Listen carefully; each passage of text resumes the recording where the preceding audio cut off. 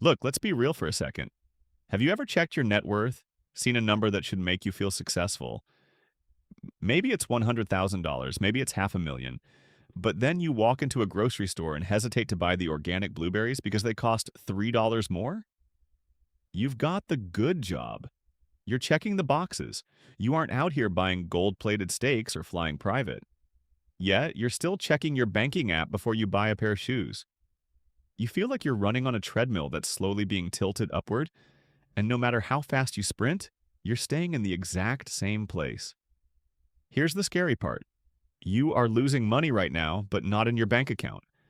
You're losing it in your mental liquidity. You probably think you're being responsible by feeling stressed about money, but that stress is actually the invisible leak that's preventing you from ever actually being wealthy.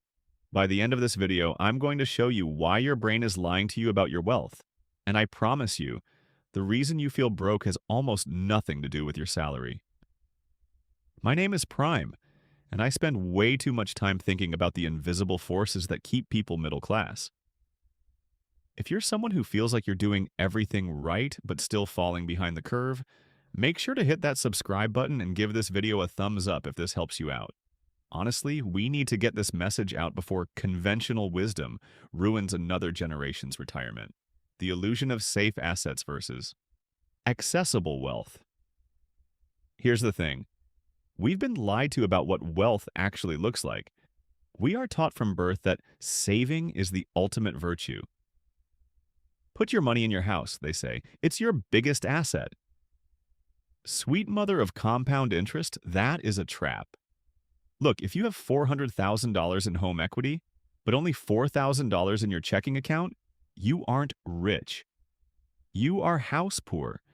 You are essentially a high net worth individual who can't afford a car transmission failure without a panic attack.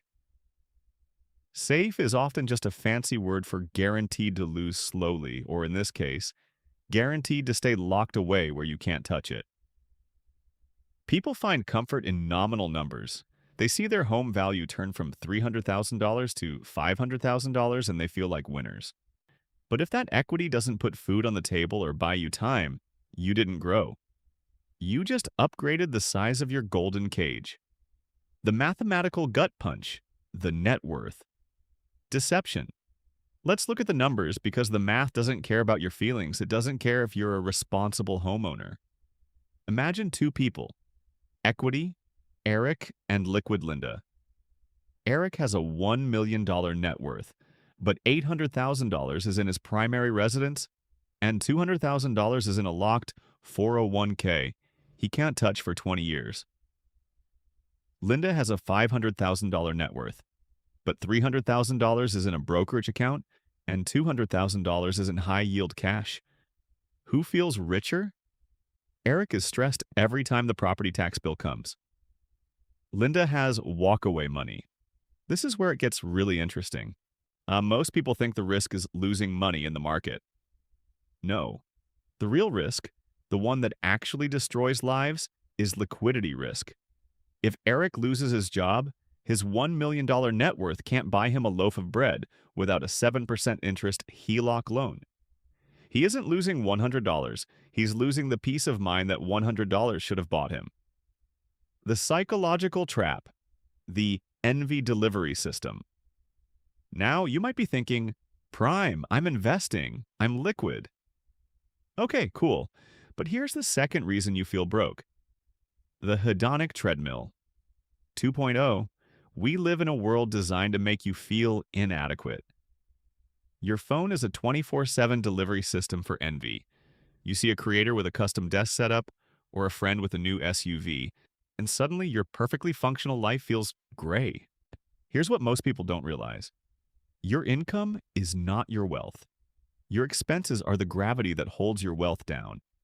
I've met people making $400,000 a year who are functionally broke. They are one job loss away from total collapse because their minimum viable life requires $30,000 a month to sustain. There is a deep, touching sadness in seeing someone trade 60 hours a week of their finite human existence, their time away from their kids, their hobbies, their sleep, just to pay for a lifestyle that they don't even have time to enjoy. You are trading your soul for stuff. And the stuff loses value the moment you drive it off the lot, while your soul, well, you don't get a refund on your 30s. And the start tomorrow. Fallacy, the cost of hesitation. We have to address the psychology of procrastination.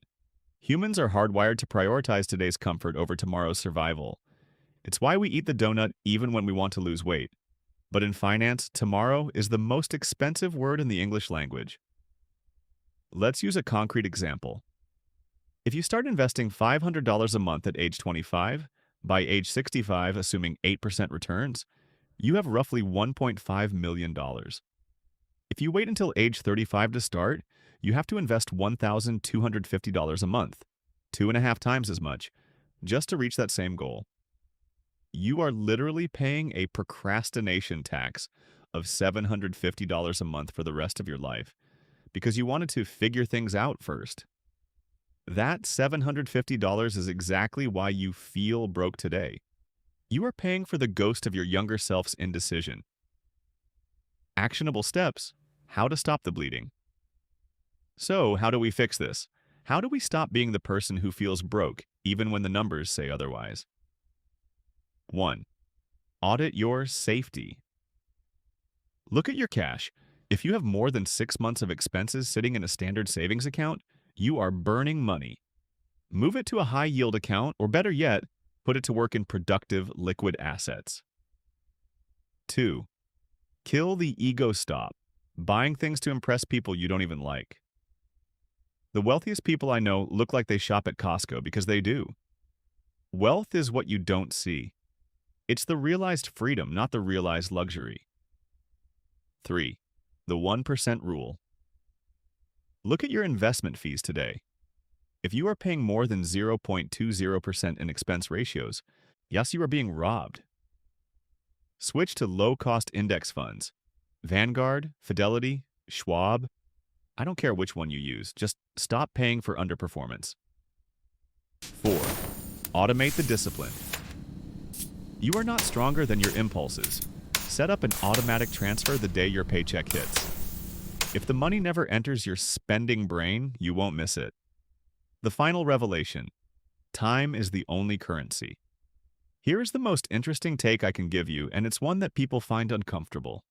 Money is just a proxy for time.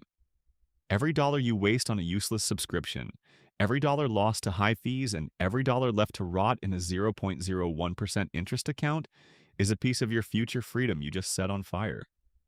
When you lose money this way, you aren't just losing currency. You are losing the ability to retire 3 years earlier. You are losing the ability to say no to a boss you hate. You are losing the ability to be present at your daughter's graduation because you have to work. The math is simple, but the emotional weight is heavy. Conclusion. Look, the world is designed to keep you broke, distracted, and consuming. But you're watching this, which means you're already ahead of 90% of the population. You don't have to be a genius to get rich. You just have to stop being the person who leaks money through 1,000 tiny cuts. Fix the math, master your psychology, and for the love of all things holy, stop waiting for the perfect time to start. The perfect time was 10 years ago. The second best time is right now. Take one action today, just one. Audit one account. Cancel one useless expense. Increase your contribution by 1%. Future you is either going to thank you or they're going to be working a shift at 75 wondering where it all went. Choice is yours. My name is Prime, and I'll see you in the next one.